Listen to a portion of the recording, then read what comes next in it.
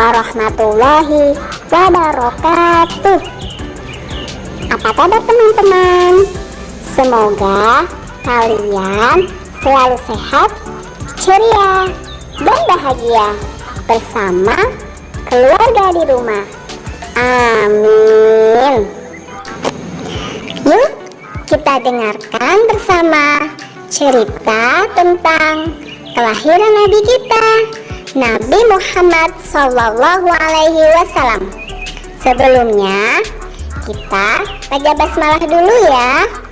Bismillahirrahmanirrahim. Dengan nama Allah yang Maha Pengasih lagi Maha Penyayang.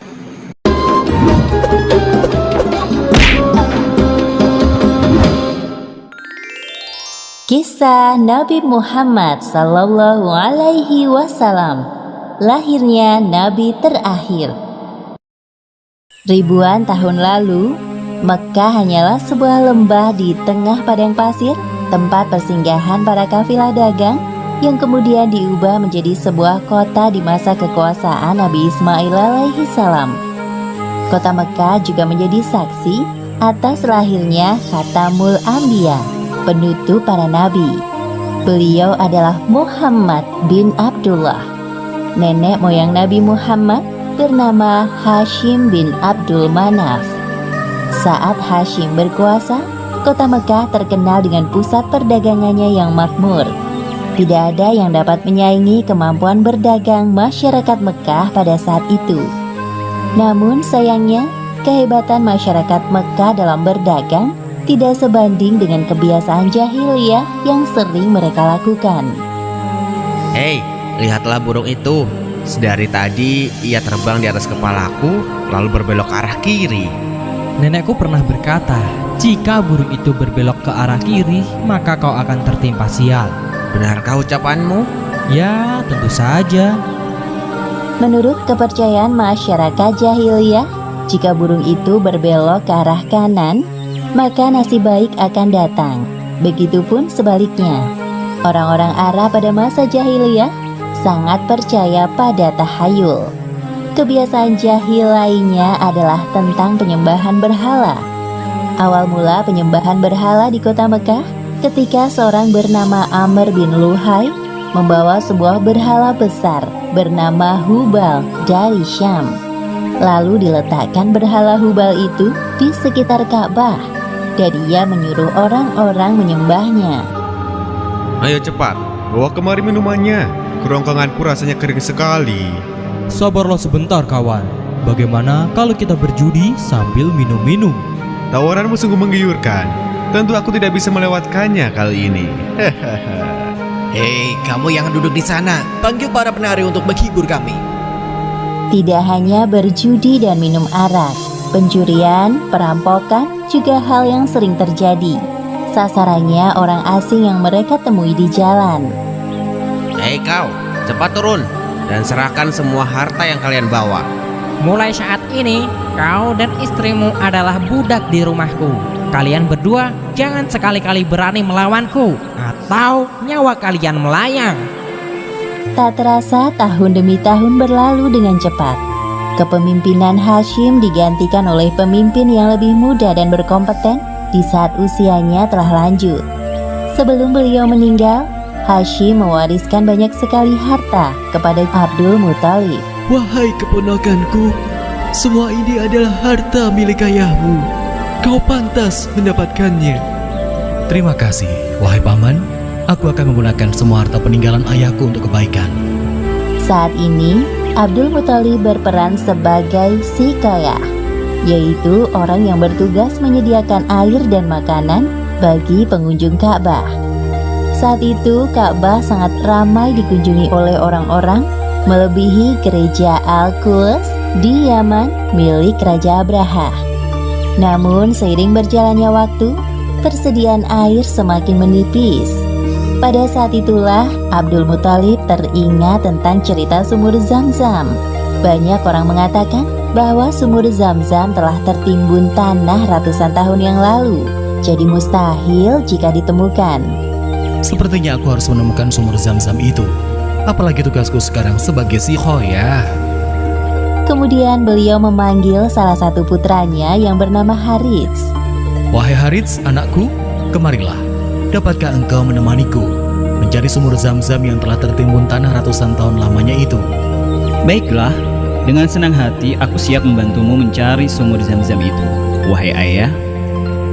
Abdul Muthalib dan Harits berpencar dalam menggali di beberapa tempat, namun tidak ada hasil. Wahai ayah, apa mungkin sumur Zam-Zam benar-benar telah lenyap tertimbun tanah? Wahai anakku, kalau kita bersabar, Allah akan memudahkan pencarian kita. Orang-orang yang melihat perbuatan Abdul Muthalib dan Harits hanya bisa mencemooh. Wahai Abdul Muthalib, mengapa engkau mengerjakan perbuatan yang sia-sia? Sumur itu telah lama hilang tertimbun tanah. Benar yang dikatakannya. Bukankah dahulu nenek moyang kita, Mudzaz bin Amr, pernah mencari tapi juga tidak berhasil?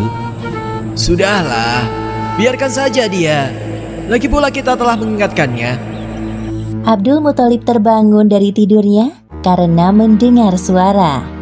Ia seperti mendapatkan petunjuk tentang keberadaan sumur Zam-Zam dalam tidurnya. Keesokan harinya, dengan penuh semangat, Abdul Muthalib dan Harits kembali menggali di antara berhala Isaf dan Naila. Tiba-tiba air memancar. Ayah, lihat, ada air. Alhamdulillah, ayo Harits, gali terus. Sekarang, dengan diketemukannya sumur Zam-Zam, Abdul Muthalib tidak khawatir lagi untuk memenuhi persediaan air dan keperluan bagi pengunjung Ka'bah. Hari demi hari berlalu, Abdul Muthalib merasa kewalahan dalam mengemban tugasnya sebagai siqayah. Untuk itu beliau bernazar. Ya Tuhan, andai saja aku punya 10 anak laki-laki yang dapat membantuku, pekerjaan ini akan terasa lebih ringan. Jika engkau berkenan mengabulkannya, akan aku persembahkan untukmu 1 orang dari mereka. Ternyata takdir menentukan bahwa Abdul Muthalib memiliki 10 anak laki-laki. Saat mereka dewasa, dilakukan undian. Setelah diundi beberapa kali, nama yang muncul selalu sama, yaitu Abdullah, si anak bungsu. Wahai anak-anakku, sebenarnya hal ini sangat berat untuk aku lakukan. Tapi aku telah terlanjur bernazar. Sebenarnya tidak sampai hati, Abdul Muthalib mengatakan tentang nazarnya kala itu. Wahai saudaraku, jangan engkau lakukan itu. Batalkan nazarmu dan meminta ampunlah kepada Tuhan Hubal. Lalu apa yang harus aku persembahkan sebagai ganti dari Abdullah? Kalau engkau dapat menebusnya dengan harta, maka berikanlah itu kepada berhala agar mereka tetap berkenan kepadamu. Menurut kami, itu keputusan yang terbaik. Setelah melakukan perundingan cukup lama, diputuskan bahwa Abdul Muthalib harus menyerahkan 100 ekor unta sebagai ganti dari persembahan Abdullah. Abdullah adalah pemuda baik, sopan dan berwajah tampan. Banyak gadis-gadis Mekah yang tertarik dengannya, apalagi ketika mereka mendengar bahwa nyawa Abdullah setara dengan 100 ekor unta. Mendengar kenyataan bahwa Abdul Muthalib berencana menjodohkan Abdullah dengan anak dari Wahab bin Abdul Manaf, para gadis Mekah itu tentu kecewa. Allah Subhanahu wa Ta'ala telah menentukan jodoh Abdullah dengan Aminah, gadis yang memiliki nasab yang paling baik di kalangan suku Quraisy. Akhirnya mereka berdua menikah. Wahai istriku, musim semi telah tiba. Ini tandanya aku harus melakukan perjalanan dagang ke Syam. Pada saat itu, Aminah sedang hamil muda. Jika itu memang kewajibanmu, pergilah wahai suamiku. Meskipun sesungguhnya aku sangat berat untuk melepas kepergianmu. Simpan kekhawatiranmu, wahai istriku. Aku sekarang ini harus bekerja keras untuk calon bayi yang ada di dalam kandunganmu ini. Keesokan harinya, Abdullah berangkat bersama kafilah dagang yang lain. Aminah melepas kepergian suaminya dengan doa. Perjalanan dagang Abdullah berjalan lancar. Dalam perjalanan pulang, Abdullah singgah di Madinah untuk menemui sanak saudara dari ibunya. Ketika beristirahat, tiba-tiba Abdullah merasakan kesakitan dan merasa tidak sanggup melanjutkan perjalanan. Wahai kawanku, sepertinya aku tidak sanggup untuk melanjutkan perjalanan ke Mekah. Tolong sampaikan kabar tidak baik ini kepada ayahku. Baik, wahai Abdullah, aku akan menyampaikannya kepada Abdul Muthalib sesampainya di Mekah. Ketika berita itu sampai ke telinga Abdul Muthalib, beliau segera menyuruh anak sulungnya, Harits, untuk melihat kondisi Abdullah dan mengajaknya untuk pulang ke Mekah. Namun setibanya Harits di Madinah, Abdullah telah meninggal beberapa saat sebelum kau datang, wahai Harits. Inna lillahi wa inna ilaihi raji'un. Semua anggota keluarga Abdul Muthalib berduka mendengar kematian Abdullah. Tentu saja Aminah lebih berduka karena kehilangan suami yang sangat dicintainya.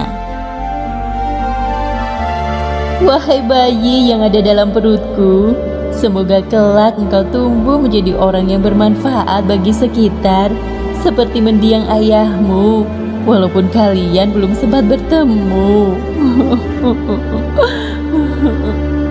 Abdullah meninggalkan warisan berupa beberapa hewan ternak dan seorang budak perempuan bernama Ummu Aiman. Pada tahun kelahiran bayi Muhammad, terjadi peristiwa penyerangan yang dahsyat oleh Raja Abrahah dari Yaman. Saat itu Mekah dipimpin oleh Abdul Muthalib. Raja Abrahah berniat untuk menghancurkan Ka'bah karena merasa iri dan tersaingi dengan kemasyhuran Ka'bah. Namun Allah Subhanahu wa Ta'ala menggagalkan penyerangan Abrahah beserta pasukan gajahnya. Tepatnya pada hari Senin, tanggal 12 Rabiul Awal tahun 571 Masehi, Aminah melahirkan bayinya. Seorang bayi laki-laki tampan dan bersinar terang. Semua keluarga besar bersuka cita dengan kelahiran Muhammad, seolah-olah Abdullah hadir kembali di tengah-tengah mereka. Kehadiranmu mengingatkanku pada ayahmu. Sungguh, memandang wajahmu mengingatkanku akan ayahmu, wahai cucuku. Dengan penuh sukacita, Abdul Muthalib menggendong cucunya untuk bertawaf di Ka'bah. Ya Allah, terima kasih atas hadiah terindah ini. Aku sangat bersyukur atas kelahiran bayi ini. Akan kuberi nama dia Muhammad. Setelah lewat 7 hari, Abdul Muthalib menyembelih unta sebagai ungkapan rasa syukur atas kelahiran bayi Muhammad. Wahai Abdul Muthalib, siapakah nama bayi ini? Aku memberinya nama Muhammad. Semoga kelak bayi ini menjadi orang yang terpuji dimanapun ia berada. Aminah memandang bayinya dengan perasaan bahagia, seperti doa yang selalu ia panjatkan. Allah Subhanahu wa Ta'ala telah menakdirkan Muhammad menjadi orang yang berpengaruh dalam mengubah sejarah dunia. Seperti yang disebutkan dalam Al-Quran, Surat Al-Anbiya ayat 107. Dan tiadalah kami mengutus kamu, Muhammad, melainkan untuk menjadi rahmat bagi semesta alam. Demikianlah akhir kisah lahirnya Nabi terakhir, Muhammad Sallallahu Alaihi Wasallam.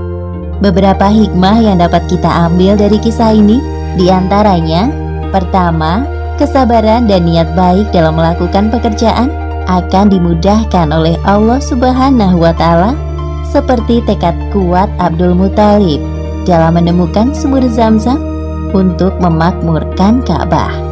Kedua, jangan terlalu lama larut dalam kesedihan, karena semua yang bernyawa pasti mati dan digantikan dengan generasi baru, seperti kelahiran bayi Muhammad yang menjadi penyejuk hati bagi keluarganya setelah kematian Abdullah.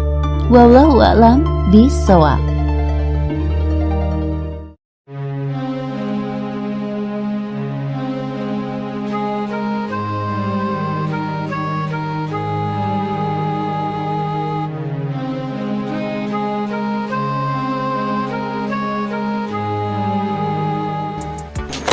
Begitu ya teman-teman, cerita tentang kelahiran Nabi kita, Nabi Muhammad Sallallahu Alaihi Wasallam. Nah, setelah menonton tayangan kelahiran Nabi Muhammad, membaca hamdalah dulu yuk. Alhamdulillahirabbil alamin. Segala puji bagi Allah, seru sekalian alam. Ayah bunda hebat, ayah bunda the best. Anak-anak sehat, ceria, dan bahagia. Wassalamualaikum warahmatullahi wabarakatuh.